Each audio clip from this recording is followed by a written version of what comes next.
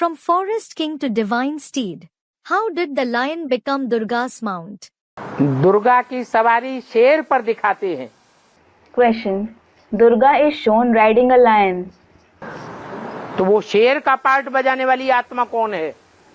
Which soul plays the part of the lion? ये दुनिया क्या है? Baba. What is this world? कांटों का जंगल है। It is a jungle of thorns.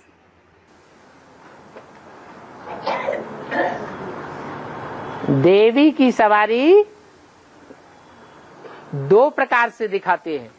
The vehicle of Devi is shown in two ways. एक सिंह वाहिनी और दूसरी है Baghambari. One is Singhvahini, that is the one who rides the lion, and the other is Bagambari, meaning the one who rides the tiger. जो सिंह है वो बड़े मोहड़े वाला होता है। A lion, that is Singh, has a big face और सीधा हमला करने वाला होता है। and it attacks in a straightforward manner. चंटई चालाकी नहीं होती है उसके अंदर। It isn't clever or cunning. कोई प्रकार की तिकड़म भी नहीं होती है। It doesn't have any kind of slyness. और जो बाघ है उसे टाइगर कहा जाता है अंग्रेजी में। However, a bagh is called tiger in English. Bharat का राष्ट्रीय पशु टाइगर है या शेर है? Is tiger or lion the national animal of Bharat? Tiger. Tiger. Tiger को क्यों दिखाते हैं, शेर को क्यों नहीं दिखाते? Why do they show tiger as a national animal and not lion? शेर किसका सूचक है और टाइगर किसका सूचक है? Who does the lion symbolize and who does the tiger symbolize? Tiger है शंकर का सूचक The tiger symbolizes Shankar और शेर है ब्रह्मा का सूचक। and the lion symbolizes Brahma. Tiger मौका देख करके हमला करता है। A tiger attacks when it sees an opportunity. जब देखता है हमारी उंगली अच्छी तरह दबी हुई है When it sees that it is completely helpless, तो आंखें नहीं तड़ेरेगा, it won't keep staring. चुपचाप पूंछ दबा के एक तरफ हो जाएगा। It will turn its tail quietly and go away. और जब देखेगा अभी माहौल हमारे अनुकूल है, When it sees that the situation is in its favor, तब क्या करेगा? what will it do? हमला कर देगा। It will attack. जब हमला करता है टाइगर तो फूल के चौड़ा हो जाता है, जैसे उसमें कई गुनी ताकत आ गई हो। When a tiger attacks, it puffs up as if it has acquired immense power. तो दो ही पार्ट हैं। So, there are only two parts.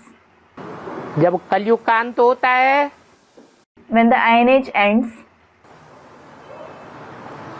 भगवान बाप इस सृष्टि पर आ जाते हैं, God the Father comes to this world. तो पुरुषों के हाथ में बागडोर देते हैं। सत्ता